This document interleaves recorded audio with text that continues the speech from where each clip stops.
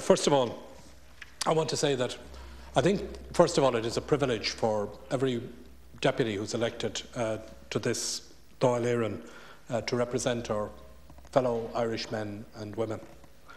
And we do so, I think, at this time, knowing that we are entrusted, first of all, in getting our country through a very difficult economic time and bringing about recovery.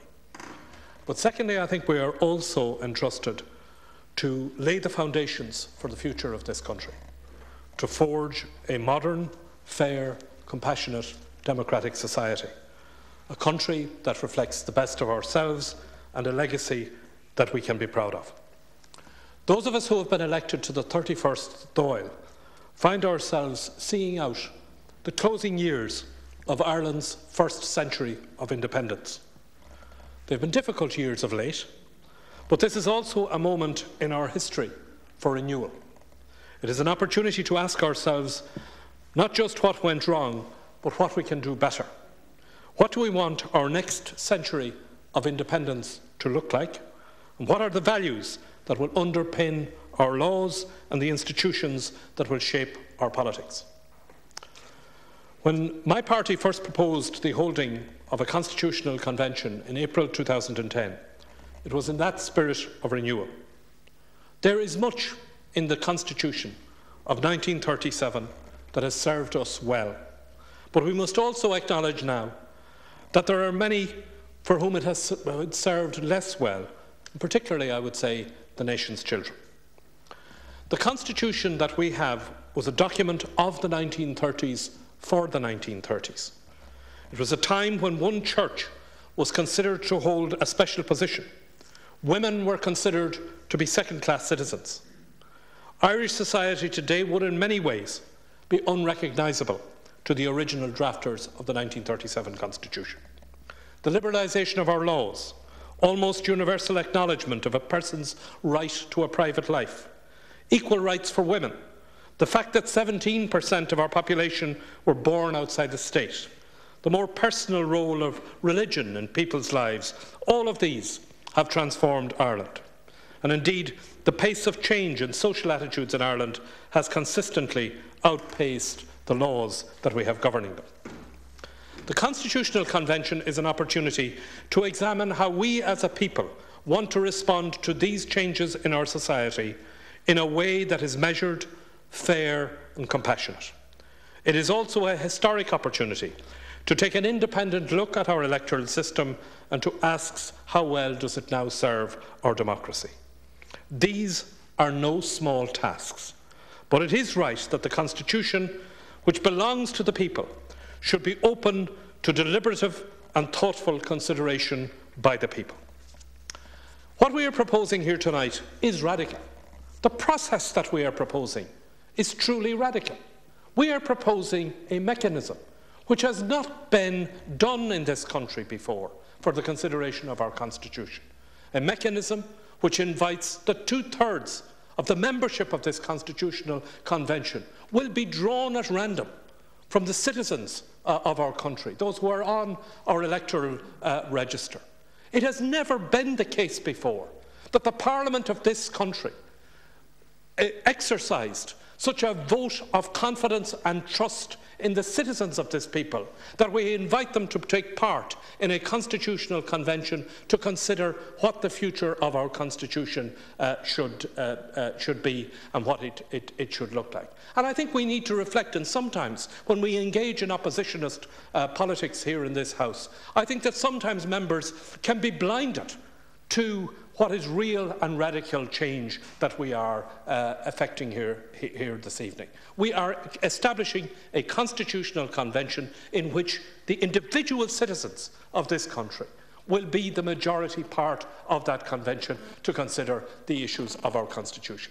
Now, I know that members have said here that perhaps in considering what the issues that the constitutional convention that we should be more ambitious. I've had experience, and people who've been in this House for a long time have had experience of the various all-party committees on the Constitution. The reports are on the bookshelves. They're there, all these worthy considerations that have been done of constitutional issues in general over a period of time.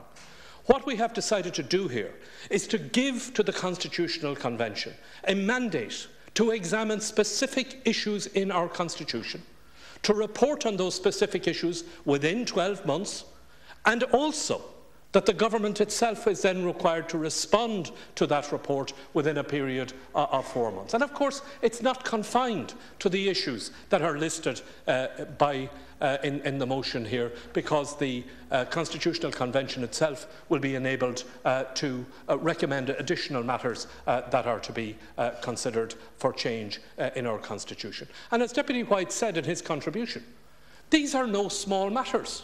The idea, for example, of reducing the voting age from 18 to 17 is a radical measure.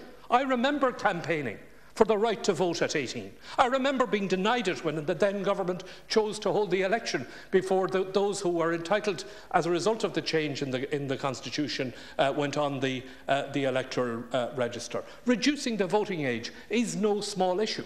The issue of same-sex marriage, which has been talked about repeatedly, is no small issue. The position of women in our society, long been debated, long considered. This is no small matter. The question that has preoccupied many of us in this House about how do you, in practical terms, or how would you, in constitutional terms, increase the participation of women in politics and to make this Parliament, for example, a Parliament which is genuinely representative in gender terms of the population of our country. That is no small matter. The question of the involvement of citizens who are resident outside of our state and participating, in this case the proposal is in presidential elections, is no small issue. All of these are very substantial issues, and as Deputy White said, the issue of removing blasphemy from our Constitution. And I think when these issues come to be addressed by the Constitutional Convention, and indeed if and when they come to be addressed by way of a referendum, we will all discover that in the minds of the people who will be voting on them, they're no small or minor issues other.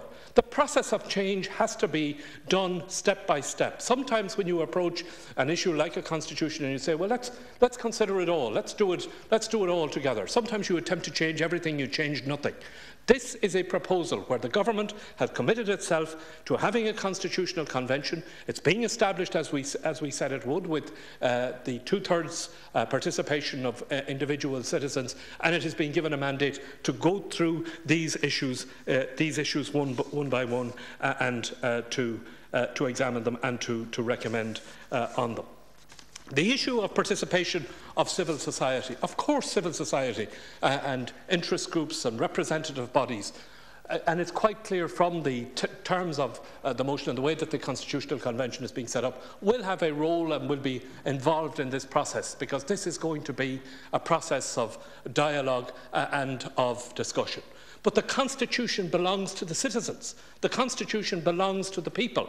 And that is why the membership of the Constitutional Convention is composed of individual citizens and of those who are elected by individual citizens. And of course the Constitutional Convention will hear and take the submissions and ideas and so on, and I have no doubt that there will be a very active engagement between the representative bodies in civil society and the Convention itself. I think it is also important, as we have committed to in the terms for this Constitutional Convention, is that there is a time frame within which it does its work. We've set a time frame that on the issues that have been set down for consideration by the Constitutional Convention, that they should report on those within a 12-month period of time. That is a challenging time frame for issues which are quite complex and which are quite deep. It is also important that we have set down a time frame within which government itself will respond to the recommendations of the Constitutional Convention, and that is a 4-month time frame. So what we are seeing here is rather not, as has been suggested, as something that is less than radical. We are seeing here a process of change being progressed on a scale that we have not seen before. And on the issues that we have decided to have separate constitutional referenda on, the issue, for example, of children's rights, constitutional referendum will be held on that in the autumn, as we know, to put into our constitution rights for children. Secondly, the issue of the Seanad. The issue of the Seanad, there's an issue that has to be decided by the people, and that is whether or not we have a second parliamentary chamber. Whether a country, state of 4.5 million people, whether we should have 1 or 2 parliamentary chambers. That's the first issue that has to be decided, and that's an issue that has to be decided by the people, and that is why there will be a separate referendum on that issue. The Constitutional Convention is an opportunity, I believe, for a wide inclusive way of addressing our democracy. It is a way of engaging not just the citizens who will participate, but of holding a wider national conversation, a conversation about the kind of country that we want to live in and the principles that we want to live by. It is an innovation in Irish public life, and it is an exciting one. I have no doubt that it will challenge each of us individually, as citizens, and collectively as part of the political system. Ultimately, our democracy will always depend on the willingness of individuals to perform the duties of citizenship. The Constitutional will once more call on all of us to play our part, and I commend the resolution to the House. Thank you.